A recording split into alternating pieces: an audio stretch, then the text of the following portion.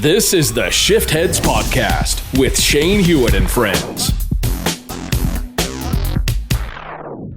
Welcome to the Shiftheads podcast. I'm Shane Hewit. Steve Stebbing is here. What the hell shall we watch this weekend? Steve, life in Penticton, thawing out, getting nicer, I'm assuming. Yeah. I mean, it felt like the thaw was coming quick, and then it slowed down, and then it was a little chilly the last couple of days, but I mean, compared to the deep freeze that we had for a couple of days, it's nothing. So it feels like spring is coming.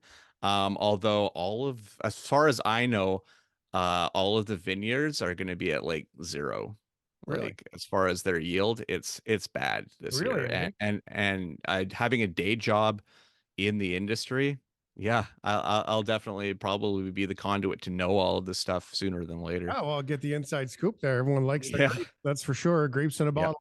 Okay, what the Mhm. hell should we watch this weekend, Steve? A couple of things wanted to bring to note. We have a couple of them we've touched on. Sure. Zelda, we've talked about that one here on the podcast. Go back about a week or two. It's come up again for me only because of the fact that Melanie wanted to watch it. So we started watching it. I watched it with her again. And it's even better second time. It really is. I think you catch into a lot more. There was that one quote at the very beginning that I missed, which says, "There's only one man that I've ever been afraid of, and that's a woman named Griselda, Pablo Escobar." Now, I looked it up, and there's no evidence that he actually said that. He's believed to have said that, but there's also no evidence that they did or did not have a relationship of any kind. That's mostly interesting because they're also buried close to each other in the same cemetery, which based on stories online that I've read, is something that doesn't just happen by accident. So, No, that stuff has to get arranged. You would think. you'd think. Well, There'd be a think, right? lineage. Like Pablo, did a lot for his community. Regardless, I mean, he was a savior to a lot of the communities there. So I don't know. Cool stuff. Well, you had The Godmother. That's a good show. Just worth noting. There's a couple of things that are coming to streaming that I was excited about. Get your thoughts on Oppenheimer on the 16th in Canada. I've read online, Amazon Prime, Peacock in the States. Yes. And then looking forward to that one. Then the following Friday, the F1 season of the Drive to Survive. Drive to Survive. Yeah, that's such a good show. And I'm late to the game on that one. I will fully admit that. When the last season came out, that's when I started watching the show. But I'm not really an F1 dude. Like I don't like take in the matches all the time and everything, but there's something about the reality side to it and getting the more human stories that I find really, really, really fascinating. And just to see, I mean, these guys are peak athletes. I mean, their reaction time is less than a millisecond. So it's really like fascinating on a physical level as well. And it's not NASCAR. It's not consistently driving left. No, There's actually like kind of depth to these races. and to turn one way one more time than the other, but yeah, exactly. But I don't know. Fantastic. Ryan O'Donnell turned me on to it. It's a bit of a history there for me. Tim Klassen, a very famed broadcaster from Ontario and Montreal. He was my roommate for a season, and Tim passed away a few years ago, about 4 years ago. And Tim used to get up all hours of the night, watch the F1 races, right? Like he was such a fan. I didn't ever pay attention. I thought he was crazy. Then we were getting to talk about it. My buddy Chad went to Montreal. Ryan O'Donnell, his dad is into it. Ryan is into it as well. So they said, watch this Formula One Drive to Survive show. So I watched the first 4 seasons. Then I watched the 5th season. I had watched a couple of races. Now this one, and this is where it gets going. I recommend it because it is the way they're packaging this stuff together now is so cool because this is the first season I watched the entire season. I set my PVR to record everything. I watched all of the qualifying. I watched all of the sprints. I watched all of the races. Right. And so to know the practice, to know the drivers, to know what happened, to know the Grand Prix, like I've seen it all now full season. And then the behind the scenes Drive to Survive season 6 comes out. So this is where it gets really cool. My first entire season watching it. And now I'm going to see what happened behind the scenes. And I don't know if you know what's been going on to start this season, but there's been. I know. Yeah, I know a little bit. And I think a lot of it probably won't come to light till maybe season 7 and season 8. but there's this scandal right now with Christian Yeah, Horner, that'll be in uh, next season. Won't be in this season. Yeah, which is a big one. And then another big one is Lewis Hamilton. Louis He's leaving. leaving Mercedes and he's going to Ferrari, which is like this is a big deal. I think it's a lot bigger than people are making this deal out to be. Well, yeah, But I Ferrari mean, is it's like the team, whether you win or not. There, that's well, to be debated, but it is the and legacy team. you got to think that the young childhood Lewis Hamilton was playing with Ferraris and stuff like that. This is like the dream. This is where you want to go. Yeah. And I know that there was other teams that were making plays for him, but like he Well, was never he going to had a go to Red short-term deal. Bull. Mercedes didn't want to do a big deal with him. They wanted to do a Hmm. short-term deal, so he did the deal, and then he pulled the out. And Toto Wolff, who Yep. was a giant, by the way, I think Hmm. like him in himself, that's an amazing story. He was a guy that Yeah. wanted to be a race car driver. He's like 6'7" or something. He's huge. Yeah. And he Yeah. couldn't drive the cars because he was too big. So he became Hmm. an investment banker, made millions, Hmm. bought the team. Now he's the Yeah. boss, right? And the Yeah. Chris Horner thing at the time of this broadcast, the last thing that happened, he was internal investigation with a third party. There was a Yes. harassment complaint against him, but they haven't said what. He denies it. To be clear, Hmm. he's very clear actually that he denies it. And if you don't know Hmm. who Christian Horner is, he's like the guy of Red Bull since Red Yep. Bull came into racing, and he's married to Jerry Hollowell, the Spice Girl. So Yes. And this also involves uh one of the drivers too, right? Like this involves Max, doesn't it? Max Verstappen and his dad. There's allegations Yeah. that Yeah. that they're And trying to. I don't know. a email that wasn't supposed to be sent is another rumor that's involved in this one. But honestly, if it wasn't for F1 Drive to Survive, I wouldn't know who Carlos Sainz is. I wouldn't know who Fernando. I'm spacing on the last name, but these guys are incredible athletes, and I feel like it's given me extra knowledge through that because Uh, I like to think that I'm a sports guy and I know my stuff, but there are some blind spots, and this one cleared them up big time. well, it is really cool, and it's a great way that they're using the media of today to connect the dots between all of the bits and pieces. I think that's pretty Hmm. awesome. They are trying it with NASCAR now a little bit. It'll Yeah. probably catch on because of the fact that, um, the it's NASCAR. I mean, there's such a huge fan. Mhm. Yeah. Anyway, Yeah. stevestebbing.ca, shanehewitt.ca to get connected with all these things. What the hell should we watch this weekend? 40th anniversary of a movie with a guy in it who has the last name Hewitt. Is he he has the Willard, last name Hewit? Willard Hewitt. Willard Hewit. Oh, snap. He really does. Cause that was like my mind, because we're talking Footloose here, and my mind's so focused on Red McCormick and then like the 80s, the 80s dream girl that was Laurie Singer. I mean, even rewatching this movie, I'm like, yeah, I get it. I get it. I get why there was a large audience that was infatuated with her. But yeah, I mean, Chris Penn as the lovable guy that needs to learn to dance. Like there's just so much going on in this movie. So to get a 4K anniversary edition, I was super stoked to talk about it. So yeah, that's definitely involved in this video this week. Hard to believe it's 40 years. All of the reviews, plus a little bit of indie chat and more coming up. Steve Stebbing, you ready to roll it? I'm ready to do it. Let's do it.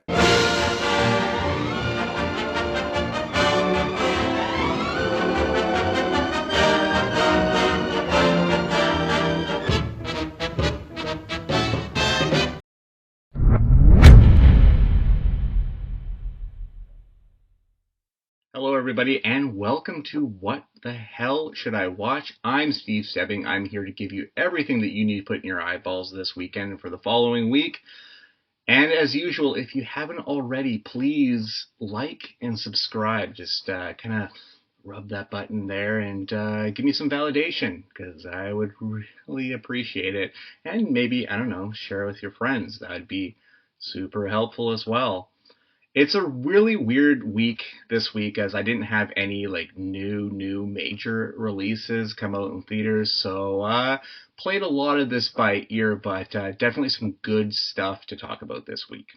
All right, first up is How to Have Sex, and it's not as fun as it sounds like. Basically, this movie follows three British teenagers who go to Malia on the island of Crete for a coming-of-age trip and party and getting drunk. for the main purpose of losing main character Tara's virginity, something that seems to drive these characters.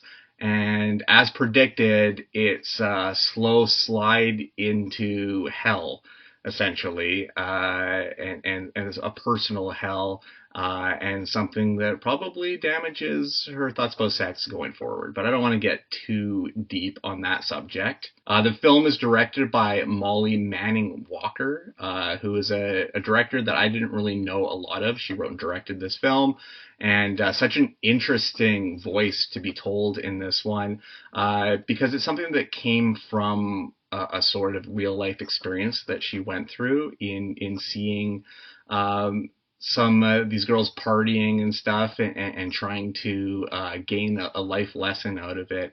And so she decided, well, I can easily make a movie out of this one.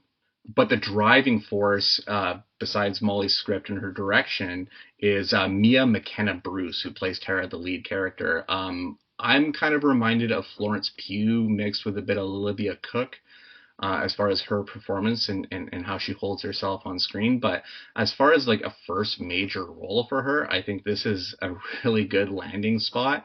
And I'm sure a lot of casting directors looked at this movie and being like, yeah, she's perfect for this, or for this interesting role. I think that she definitely has a bright future ahead of her.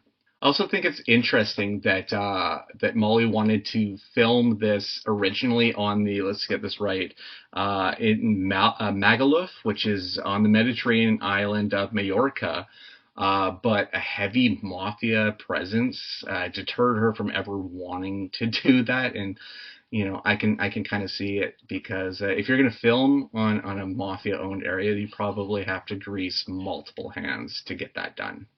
But all in all, like, behind the scenes aside, this is a really solid film. And if you like a good British drama, I think this would be up your alley for sure. Next up is a movie called Sometimes I Think About Dying. And no, it's not a continuation of a B plot from Barbie. No, this is the new Daisy Ridley film, and it's directed by Rachel. Let's get this right. Rachel Lambert, who's a filmmaker. I hadn't really heard her name before. She'd done a few short films and one feature. It's like an hour and 14 minutes, which I just kind of found out about. So hopefully I can find it streaming somewhere. But Daisy Ridley basically plays Fran, a office worker who isn't outgoing, pretty much a recluse, keeps to her desk, keeps to herself, is very much into kind of the people watching aspect, until a new coworker starts working there. The newest member of our little family. This is Robert. Hello. Hey. Fran. And kind of opens her up as the two start to hang out more, and she starts to open her wings a bit more and lose that little bit of a recluse side, and maybe find a little romance at the same time. And honestly, like, I know besides Star Wars and Ophelia and the film that she did with Tom Holland and stuff, and Murder on the Orient Express, we haven't got a lot of Daisy Ridley work out there. I think the Star Wars stuff scarred her from the public for good reason for a while. I think it's still upsetting, because you don't want people to feel like you've not served the thing that they're a fan of. But I think this portrayal of Fran might be the crowning achievement in her very, very young career. But I think it's a really good and relatable role, relatable to a lot of people that feel that social anxiety, that feel that want to bottle things up and just stow away to yourself. And the movie, as according to my wife, the movie is also really, really relatable when it comes to office culture and office life. And I know my wife a few times was like, yeah, I feel her. Oh, I feel that there. I feel that there too. But just a really, really interesting film. And there's also another character in this movie, plays a retiring character. The actress's name is Marcia DeBonis. She was Debbie on Heels, which recently got canceled, the Stephen Amell wrestling show, which I really dug. But she's done a lot more stuff. But she's basically retiring as in the beginning of the movie. And she doesn't, quickly find out she doesn't want to leave. That's her life. That's her friends. That's what she does with her life. And it's like heartbreaking because you can kind of, it makes sense. I mean, there is, especially if you're working a job that you care about, there is, I think a lot of people can relate to this, that there is like a family, there's a kinship. And when you're here, you're family.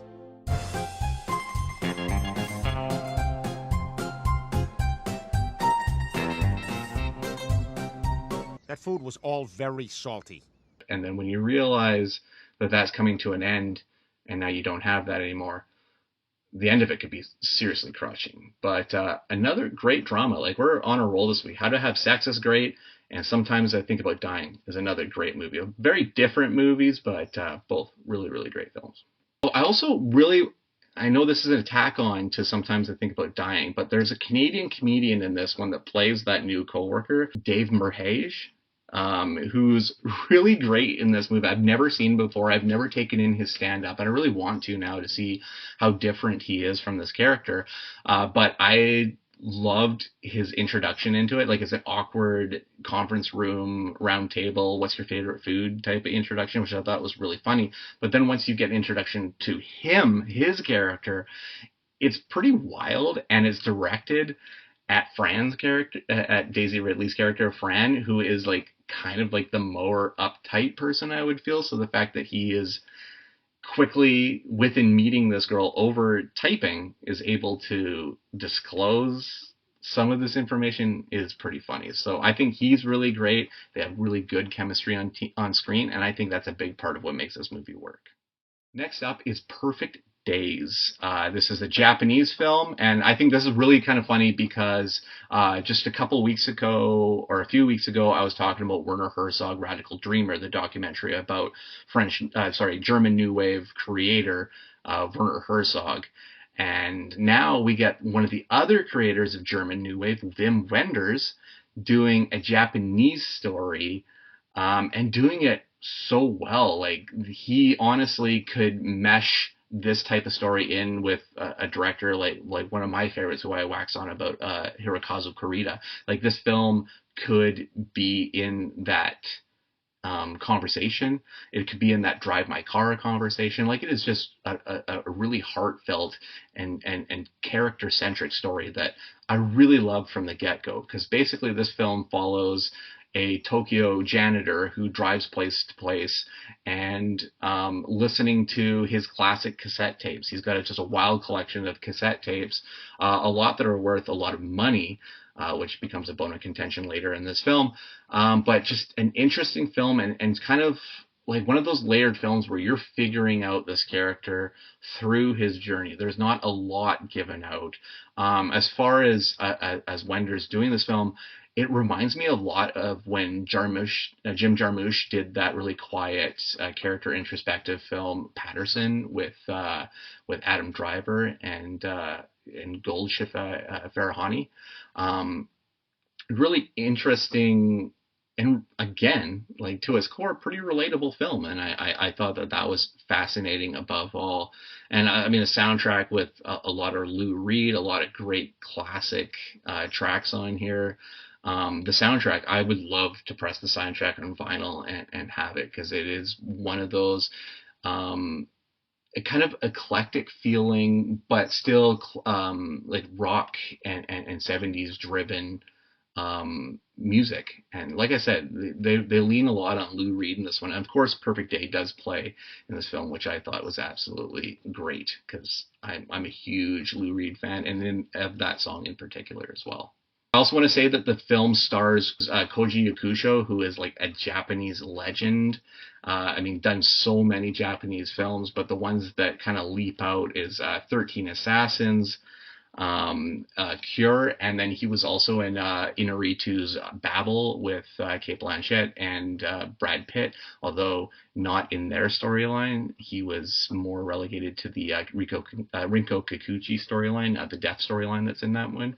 People have seen Babel, I think, is one of Inarritu's like lower rated films, but I still think it's a damn near a masterpiece. So he's really, really great in that one. And I mean, Cure from 1997, phenomenal film. So it'd be a great introduction to him, because he is just a treasure trove of great roles. But in the end, I really dug this movie, and it's been a long time since Wenders has made a film that really resonated with me, and something that I felt carrying on my shoulders and in my mind beyond watching it.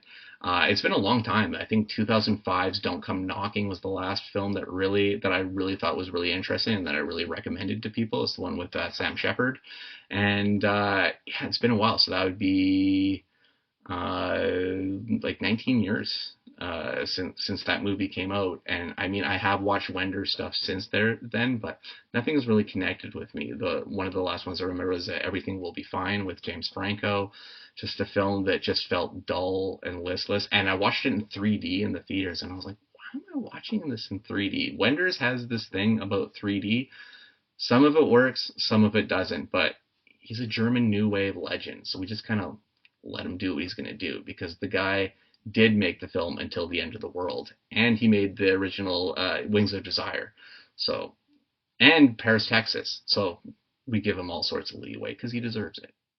All right, next one up is a little bit closer to home, just because I know the co-director on this one, because it's my friend Kayvon Saremi that co-directed this one. But this is a documentary called Cover Your Ears, and it's done by Patrick Schall. Patrick Schall also did the Uwe Boll documentary, Fuck You All, which is just such a great title. I would love to hear that get announced at festivals and everything. Fuck You All, the Uwe Boll story. It's pretty fun.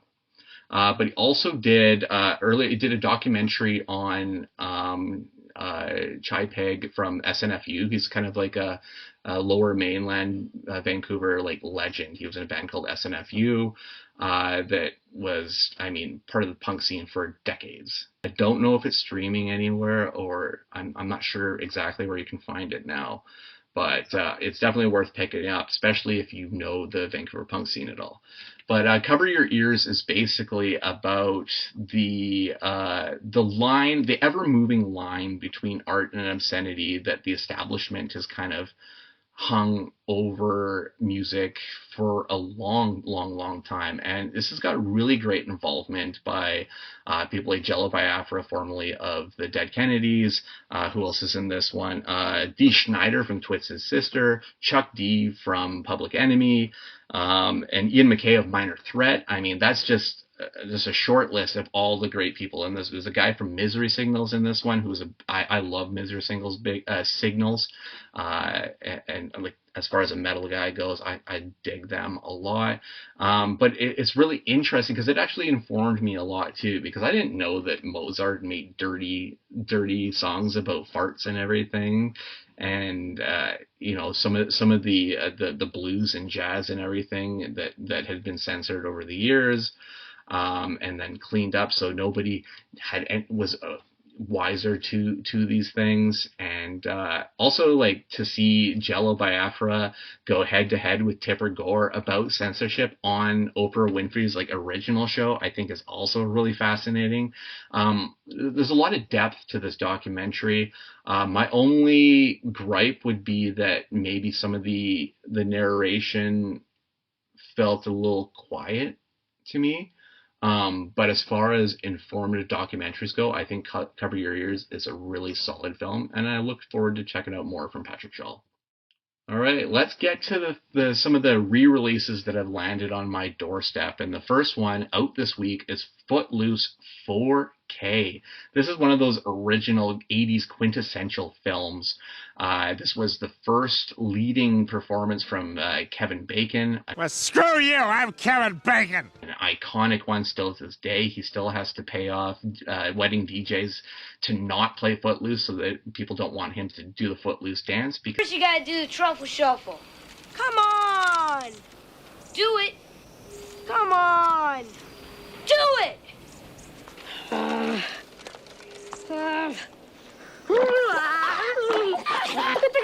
He could probably only do a little bit of it because a lot of it was done with a stunt double or stunt double, or is it dancing double? Dance double? Let's go with dance double. But this movie also had Laurie Singer in it. who was like the it girl of the time. And you look at this film and you're like, yeah, she was incredible. She was that dream girl, especially a country dream girl. Like everyone was all about her at the time. You got Chris Penn in an adorable performance. He's so great in this one. I think in the remake it was Miles Teller, but I love Miles Teller, but he does not hold a candle to Chris Penn. He's so great. And then John Lithgow doing his John Lithgow thing, being the overbearing reverend of the entire town that is kind of holding the kids back from fun and from growing, just because, trying to protect the kids from a car accident by protecting them from dancing and drinking and all that kind of stuff. So plays that role well. Also, you have Diane Wiest as his wife in this one, and I adore Diane Wiest. Just finished watching the first 2 seasons of Mayor of Kingstown, probably the latest thing that she's done right now, and I adore her. Really waiting for another season of that to come out. And there's somebody I'm forgetting. Who am I forgetting here? Oh, Sarah Jessica Parker's in this really like early role, and I'm wondering if this was around the same time or before she did that show Square Pegs. But SJP's in this movie as well, and I mean she's an icon at this point. Whether you like Sex and the City or not, she's an icon. This was also Herbert Ross's first hit film after the Goodbye Girl, his Neil Simon adaptation that he did in 1977. So he did Pennies from Heaven and stuff that was like well received, but nothing was like a huge hit until 7 years later he makes Footloose in '84, and boom, like just one of his giant films. And Herbert Ross is no slouch. He's got some great movies, including his final film, which was Boys on the Side with Drew Barrymore, Whoopi Goldberg, and Mary Stuart Masterson? I might be wrong on that one. I think it's Mary Stuart Masterson. Pretty sure. But I thought this was really funny, and I have to read this one out because I think it's fascinating. This Footloose, and I didn't know this, is loosely based on a true story from a city in Oklahoma called Elmore City in 1978. Dancing had been banned there for nearly 90 years until the students of the town fought back and got their dancing back. They had their own Ren McCormick somehow. I doubt they had a Ren McCormick, but this is how Ren McCormick was born, was through this story from Oklahoma in 1978. I also think it's funny that this film was nominated for 2 Academy Awards, both for original song. One would be Footloose, obviously, and the other one would be Let's Hear It for the Boy. You know that song, Let's Hear It for the Boy? Like, that's the Chris Penn Learning to Dance song.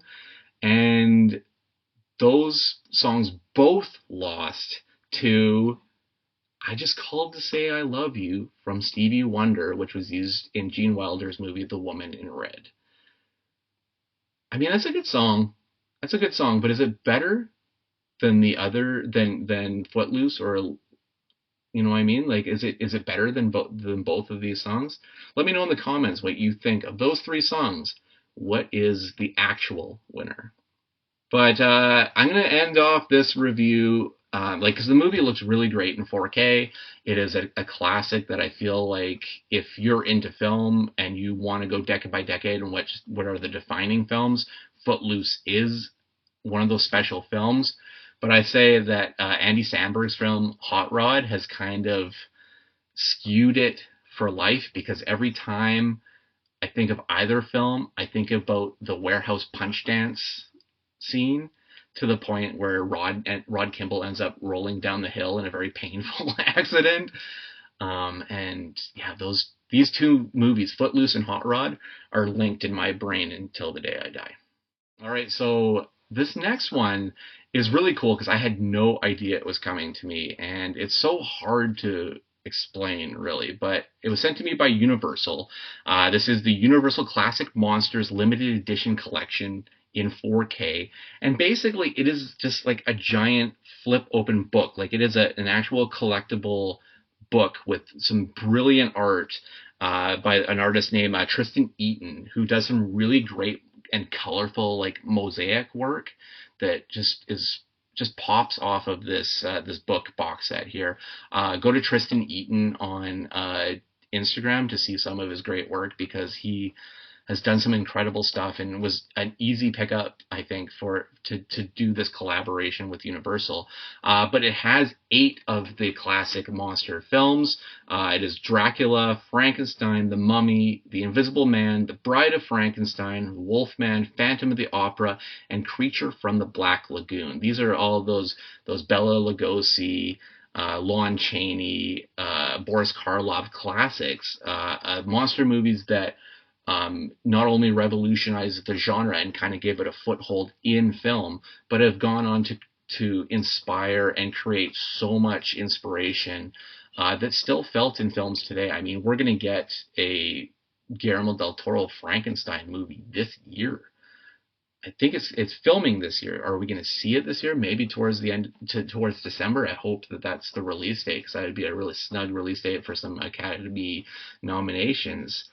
Especially since I guess Nightmare Alley would be the last. Pinocchio was the last in the Nightmare Alley, and they were both recognized by the Academy. So Guillermo has their ear, especially after Shape of Things. So.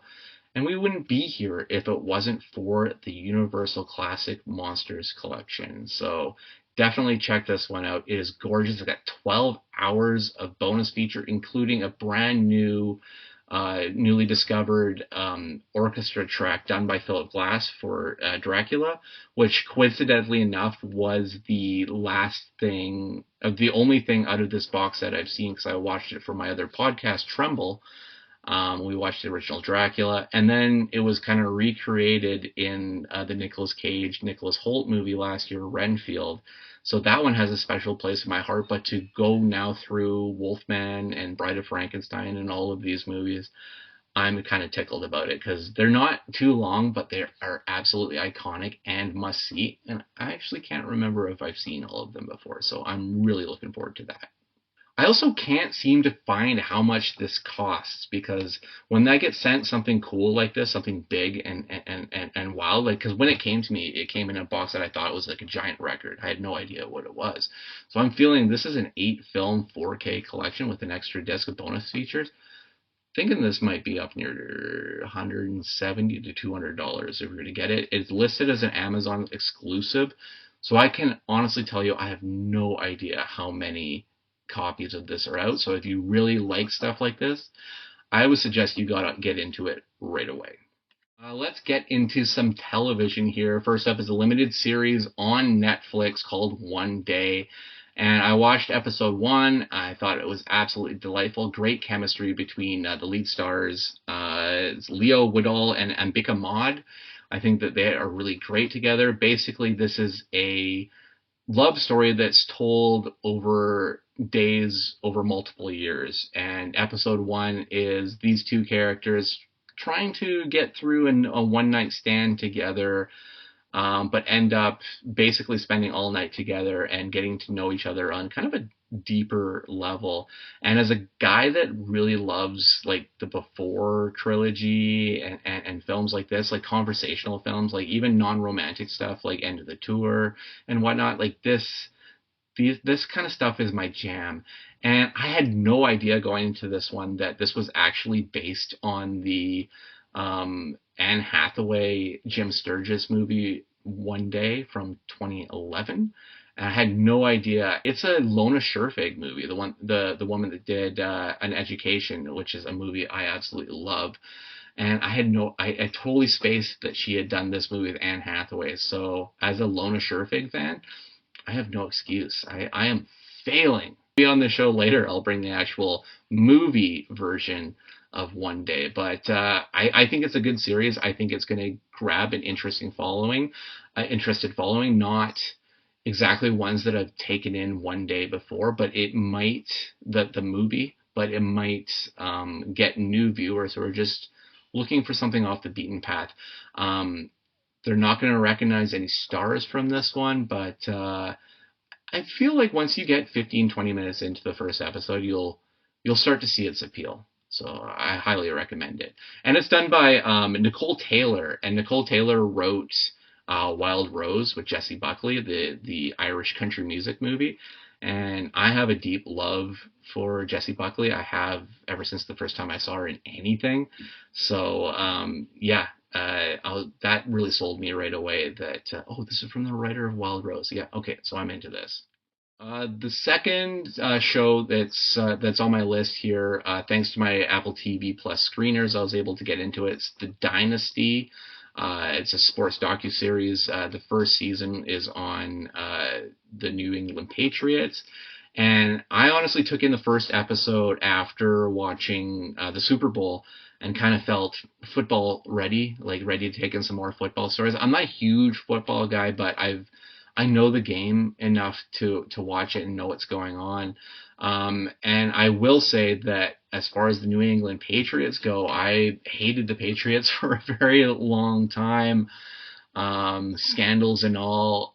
You really wanted to hate on Tom Brady for a long time, but as an adult that's paid attention to the game for a while now, you got to recognize that Tom Brady is probably one of the best quarterbacks ever in existence. Could be the GOAT. His Super Bowl rings definitely say he's the greatest of all time, and his numbers definitely say he's the greatest of all time. But it's really interesting to take this series because this one goes way back before Brady was even, when Brady was just joining the New England Patriots, when he was battling for a position, when Drew Bledsoe was the man in charge of the team. So this docuseries, focuses a lot around Robert Kraft and Bill Belichick and Tom Brady, but the beginning of this story is basically almost how injury forced the Patriots and Bill Belichick to almost abandon their plan that they had with Drew Bledsoe, whether that rubbed Robert Kraft the wrong way or not. Robert Kraft is the guy that made Drew Bledsoe $100 million, or is it $10 million a year or something like that. He gave him a huge contract to say, you're the guy, and then after an injury, it's immediately taken away from him by Bill Belichick. So it's really interesting. And then to see Tom Brady kind of being slotted into that role and struggling at first, it's really fascinating because whenever you think about this team, you think about the dynasty, you think about how important they are to NFL and how dominant they were in NFL. But as the series starts, the Patriots were terrible. Their diehard fans were only diehard fans because they believed one day something good would happen. And obviously, patience won out, and they did have possibly the greatest football team of all time. So as far as a docuseries goes, if you like those, you will dig this one. If you like The Last Dance or shows like that, you will dig into this show big time.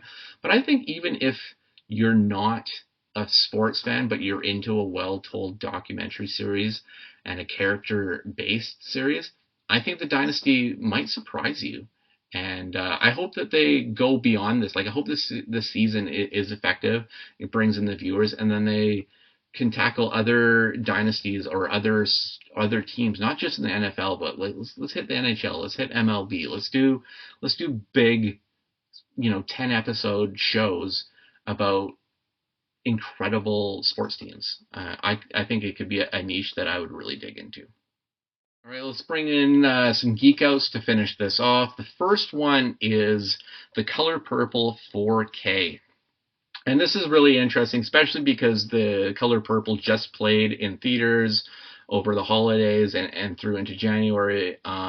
Earned Academy Award nomination for Danielle Brooks. Very, very well earned. She's an incredible performer, so it's cool to see her recognized on a bigger level. I think is the lone Academy Award nomination when it comes to The Color Purple. But I got The Color Purple 4K, the 1985 version of this film, the Spielberg version of this one, and coincidentally, it was both Whoopi Goldberg and Oprah Winfrey's first acting roles in their career, and they both earned Academy Award nominations for it. With Oprah getting the Best Supporting nomination. She was also nominated alongside Margaret Avery in that. So 2 supporting actress nominations for Color Purple, and then Best Actress for Whoopi Goldberg, which is insane that she got that in her first performance. She did not win that year. Instead, that one went to Geraldine Page for A Trip to Bountiful. Trip to Bountiful is a good movie, but it's, as far as like staying power in your mind, it's no Color Purple. So it's like, it shows that sometimes the finger is on the pulse with the Academy for great performances, but not on the pulse of the mainstream of what's going to live on. And I think this is an illustration of that point right away. But this movie is, I mean, seeing it in the 4K and seeing how incredibly and sweepingly and stunningly this movie is shot. It's got such great lighting and some really great long shots and wide shots done by Alan, what is his name? Alan Diviow. Probably saying that name, but saying that name wrong. But I mean, this is a multiple-time collaborator with Steven Spielberg. He did E.T. the Extraterrestrial with Spielberg. He did Empire of the Sun, filming a young Christian Bale on that movie. And he also did Harry and the Hendersons, which is like a absolute childhood gem that I don't think people talk about enough anymore. John Lithgow, again, he's getting brought up the second time on this episode, doing family film gold with this movie. I love Harry and the Hendersons, and maybe we should get a 4K of that guy, if there isn't already one. Maybe I'm forgetting that there is a 4K for Harry and the Henderson. I might be wrong. But bring it back. Harry and the Henderson's great. Don't remake it. Just reissue it, because I would really like it. I think the fascinating thing, because yes, The Color Purple is at its core, a black film, but it's directed by Steven Spielberg, and I know people not in the know that might rub them the wrong way, that a Jewish man did a black story, but Quincy Jones, who produced this film and also did, I believe, compose the score for this film as well. Spielberg was his number one choice, and when he approached Spielberg to do this, Spielberg turned it down. He did not want to do it because he did not think he was the correct voice for it.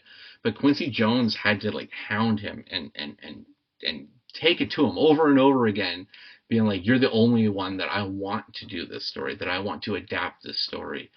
The whole thing earned 11 nominations, no wins, but 11 nominations. So Quincy was right in the end, it looks like. Still, it's such a phenomenal film, and one that I appreciate a lot more now than I did before. Little Nikita is next up. As River Phoenix and Sidney Poitier. Poitier plays a CIA agent that is trying to vet out a family as Russian sleeper spies, and ends up forming a pretty close bond with their son, played by River Phoenix, who is an actor that was always ahead of his time, always really, really great to watch on screen. And honestly, it's tragic that we lost him to a drug overdose in the Viper Room in the 90s, because I think he would have been a multiple Academy Award winner to this day. I mean, even at the time, because he would do this movie and then Sneakers in 92 or 93 with Sidney Poitier as well. Sidney Poitier even said about the guy, he said, "I feel River Phoenix is one of our finest young actors and destined to leave an indelible imprint on American films." And he did leave his mark in the films that he's in. I mean, My Private Idaho is a great film. Stand By Me, I mean, albeit a younger River Phoenix. But Little Nikita is a movie that I really, really dug. Apparently, River did not dig it as much as I did, because he had an issue with how stereotypical they were approaching Russians in this film, and in the day and age we're at now, probably a little bit more delicate, but he thought they were being a little rough on it, so I don't think he was a huge fan of the final cut of this one. And I know that the new studio had, I forget what his name is at the time, had real issues with the first cut of this movie, and told the director, Richard Benjamin, that we need to get a new editor in, because this is probably the worst film I've ever seen in my entire life. So I'm really wondering that first cut looked like, because I actually think this movie is really not too bad.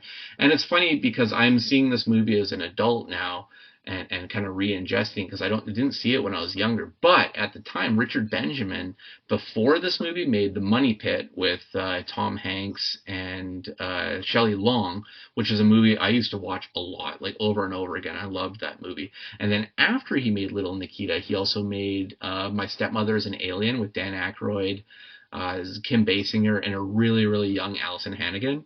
And I loved that movie too. So it's like, that would have been a trifecta. If I knew that little Nikita was in there, I could have been into that whole Richard Benjamin trio right in that microcosm area. So I thought that was pretty funny. One other thing that I really wanted to bring up here, just a really quick tidbit, is this has an early role from a younger Richard Jenkins, like character actor Richard Jenkins, like everybody's favorite Richard Jenkins, like one half of your favorite duo from Cabin in the Woods alongside Bradley Whitford, Richard Jenkins. And to see him young and playing River Phoenix's dad in this, I thought was just so great, because I had no idea he was in this one. So to see him appear in it, I was like, that's pretty solid. And I picked it up for cheap. It was like $12, so definitely worth it in my opinion. Last up, and I'll be kind of quick about this one, the Flash Complete Series. I got Warner Brothers to send this one to me. This, I think, is the best piece of the CW DC Arrowverse that came out. I think it goes Flash, Legends of Tomorrow, Arrow, Superman and Lois, Supergirl, Batwoman. I think that's my order of how great those shows were, and I mean varying distances between them. But Grant Gustin is the most apt for his superhero role. I like Stephen Amell's Oliver Queen, but Grant Gustin is Barry Allen. And Grant Gustin is the Flash. And it's really funny that they decided to go with Ezra Miller as Barry Allen and the Flash when they had somebody perfect on television the whole time. I am out there to say that if they did a Flash movie with Grant Gustin, it would have been way better than that terrible movie that we saw in 2023 and wasted the potential of bringing Michael Keaton back. Like, if we had Grant Gustin and not Andy Muschietti leading this whole thing, we could have had something really, really, really great. And last, we got the creepy Ezra Miller to just absolutely tank that movie and make like weird virgin jokes and stalker jokes and just inept stuff. And I don't want to get into a bad review again of The Flash, so I will refrain from doing that. But I hated that movie, just so you know. Also, this one has Tom Cavanaugh, and I've been a Tom Cavanaugh guy for a long time, since Ed was on TV in his great guest starring appearances on Scrubs.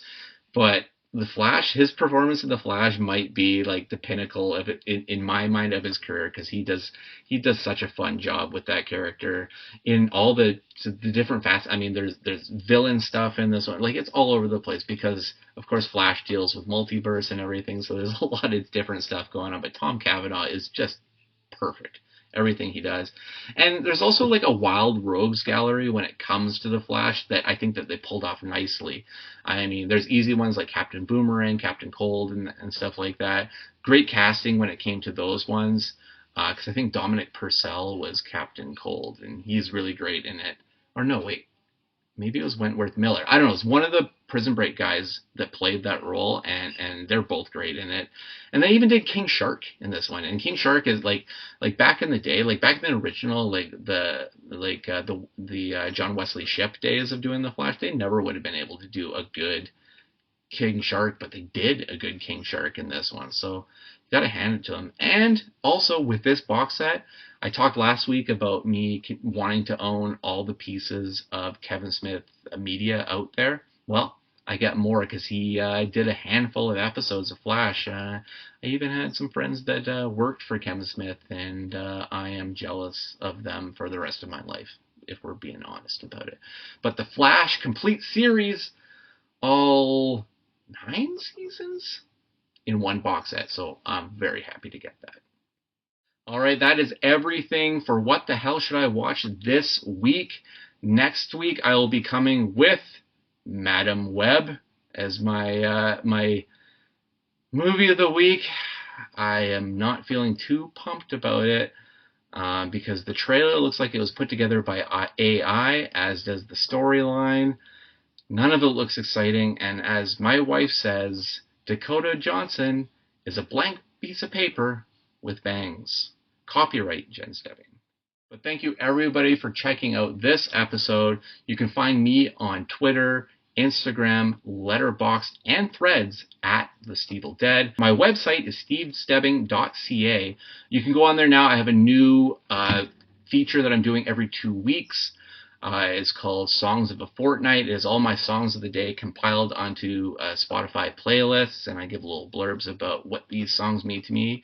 I am delving into music, something I've always been interested in, but never really written about. So I'm doing that, a little side off of the music. So please check that one out.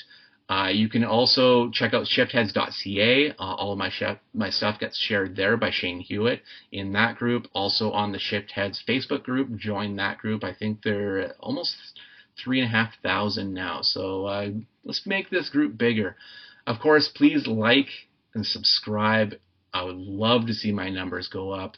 That's a selfish thing, but please help me out because I love you guys for checking out this video. And like I said, Madame Web next week. So until then, please be more charismatic than a blank piece of paper with bangs.